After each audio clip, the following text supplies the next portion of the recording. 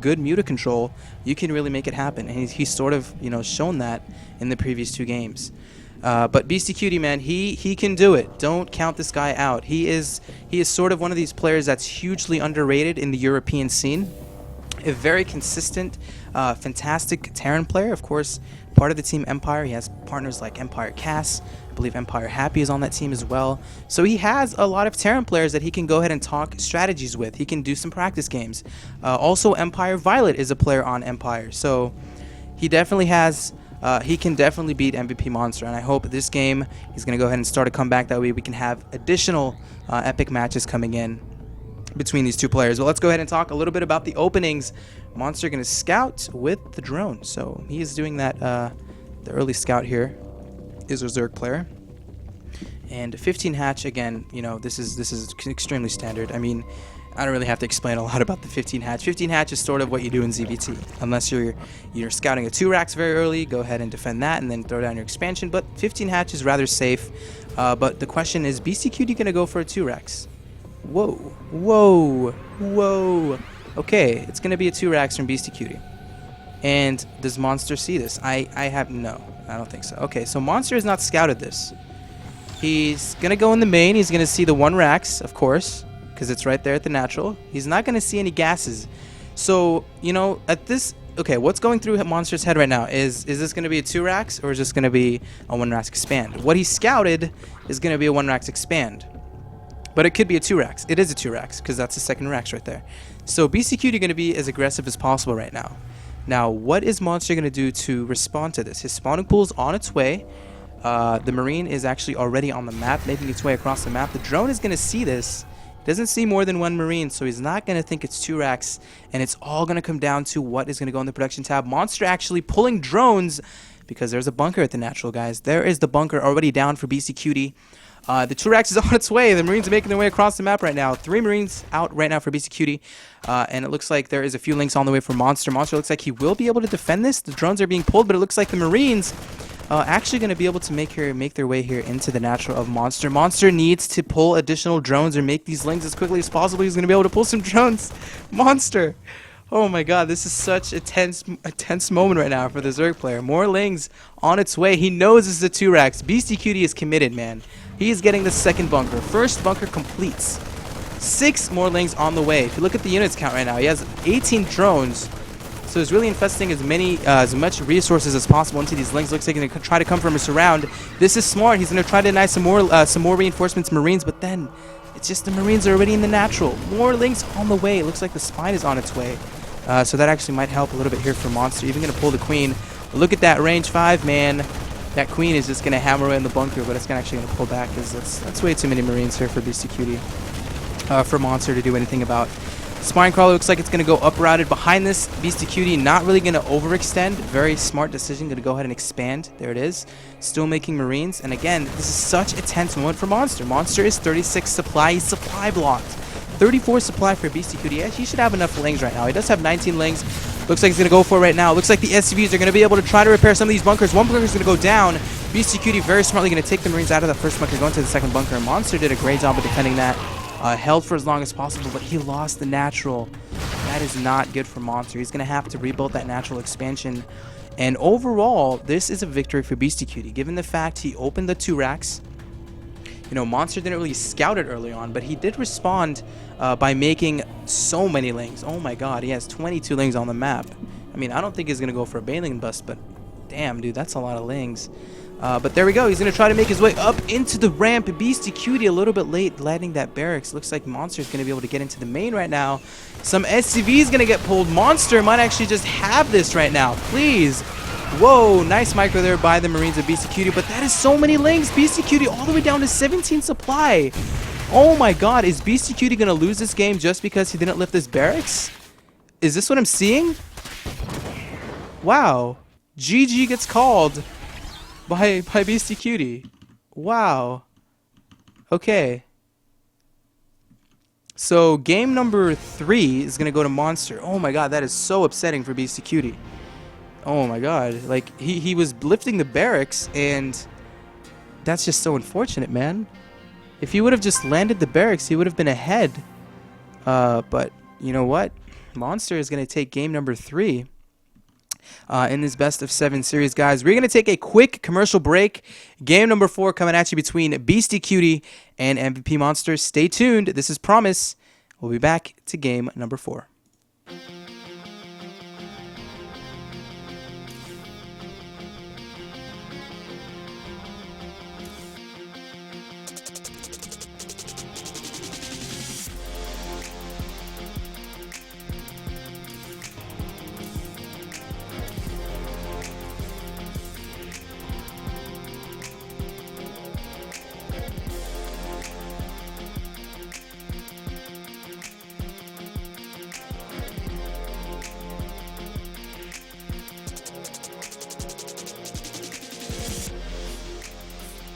Alright guys, I'm going to look at the chat really quickly, see what you guys are saying. So, Monster's up 3-0.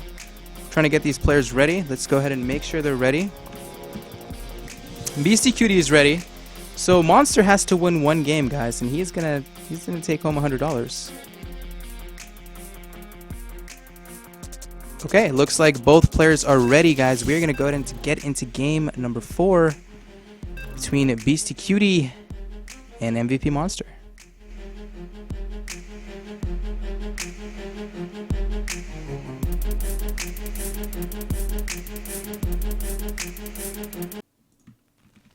Alright guys, welcome back to game number 4 between Empire.Beastyqt, who is going to be playing as the blue Terran in the upper right position here of MLG Tal'Darim Altar, so this was in fact his map choice.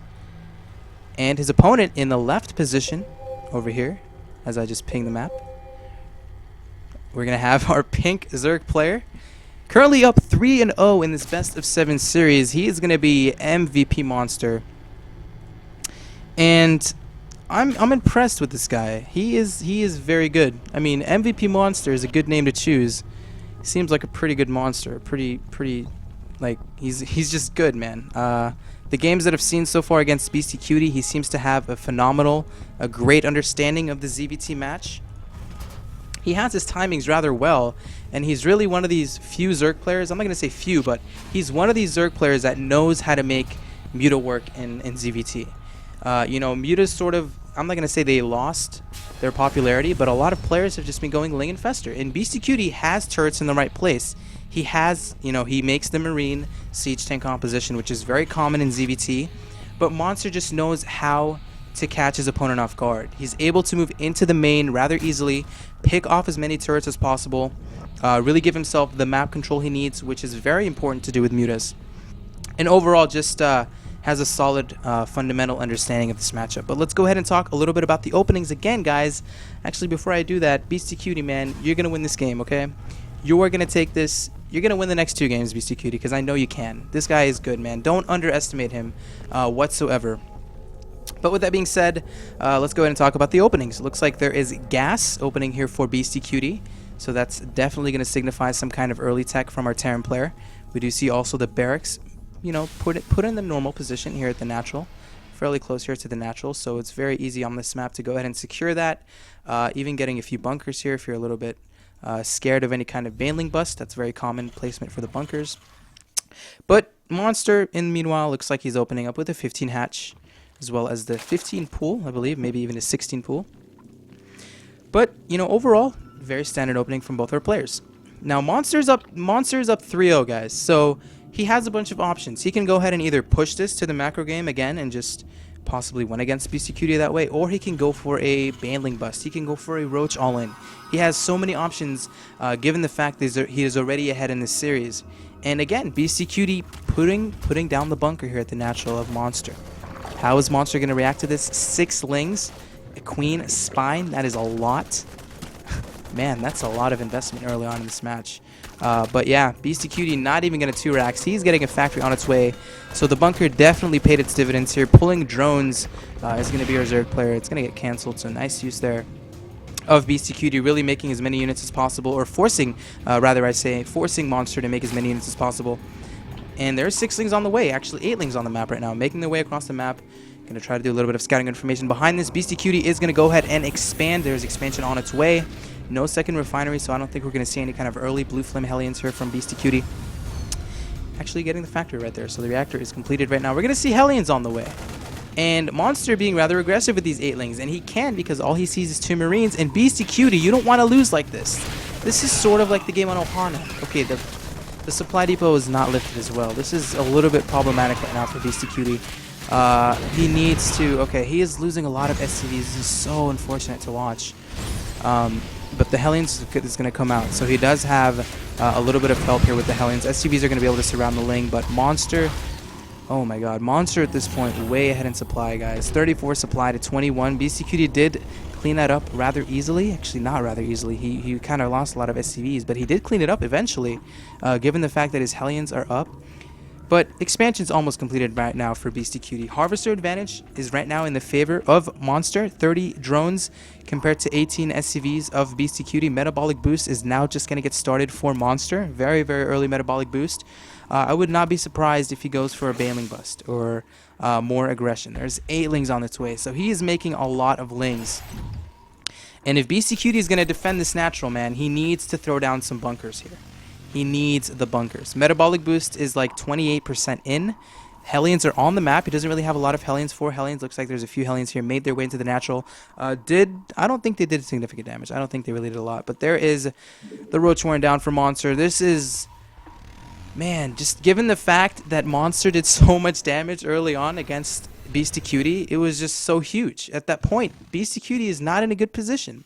He doesn't have enough Harvesters to really produce. He did actually get a barracks, did get a second factory. We are seeing Blue Flame on its way, which can be good against the Lings, but the Roach Warren's on its way, man. Once the Roach Warren is out, it's not going to look so good for Beastyqt. Beastyqt, although, is evening up the supply rather quickly. 43 supply to 43, both players even. 7 Roaches on the way right now for Monster. What does Beastyqt have? He has the Hellions here at the Watchtower. He's going to have a little bit of vision once he sees this coming. He's going to start a supply depot wall, but the thing is he's going to need bunkers. I mean, if you're in this position as Beastyqt, given the fact that his opponent did that much economic damage early on, you should kind of know a little bit in terms of getting a bunker or 2 that your opponent might just go all in. And he's up 3-0, so these things you can't really underestimate or think that he's not going to all in you in the 3rd game, or the 4th game, excuse me. And Monster's moving across the map. 73 supply to 55, 14 additional Lings. He already has 7 Roaches on the map. He is just going to go for the blood right now. Beastyqt has a bunch of Hellions. Blue Flame is about to finish. They're going to be good against the Lings. And it looks like Monster going to go for it, man. Going to try again to flank. This is something he's really good at. Moving with the Lings from the back, moving from the Roaches in the front. And there we go. Monster going to move forward with the Roaches, focusing down on some of these Hellions. Roaches are great against Hellions, even if they're Blue Flame. But they're actually doing pretty good damage against these Roaches, surprisingly enough. But more Roaches on the way. The 3rd hatchery on its way as well here for Monster. But the thing is, Beastyqt needs to defend this. He absolutely has to defend this. More Roaches on the way. It looks like he's going to be able to kill some of these Roaches. And that is a high Hellion count. I think BC might have actually just defended this. Although there's a few Links here, and this is so cool. This is so cool. He can just counterattack, and that's actually exactly what he's going to try to go for. The Hellions caught out of position, making their way across the map. Lings are going to get into the natural, do a little bit more damage. They're going to be put on hold position and do a lot of economic damage. After taking additional SCVs, getting additional SCV kills, Hellions are going to eventually be able to clean this up. But behind this Harvester advantage, not too bad right now, actually. 38 SCVs compared to the 42 of Monster. Roach Warren put in a really nice location. Any kind of Hellion run-bys will be hard. Getting additional spines, maybe thinking there might be a counterattack on its way. Engineering Bay being started here for Beastyqt. More siege tanks. Actually, yeah, there we go. We actually do have 2 siege tanks. So more siege tanks in production right now for Beastyqt. Still making Marines, so it seems like his overall unit composition will be mainly Hellion siege tank. I'm actually going to transition more into Marines now. So Marine, Hellion siege tank. And this is, again, a great wall here by Beasty. This is smart. He knows he might be vulnerable against additional counterattacks or possibly another timing from Monster. So this is great decision making overall. But that 3rd is up for Monster. Does Beastyqt have any idea that 3rd is there? Nope. He has no idea. And at this point, there is just Harvester advantage is slowly creeping in the way of Monster right now. He does have 56 drones on the map. 46 SCV, so Beastyqt not out of it whatsoever. Supply advantage is actually going to be in the favor of Beastyqt for the first time in this game, and he might actually catch Monster a little bit off guard, moving forward with a bunch of tanks, a few Hellions as well. You know, Monster doesn't really want to make drones at this point. Immediately going to start a few units, making one roach. Might want to need more roaches than that. Monster burrows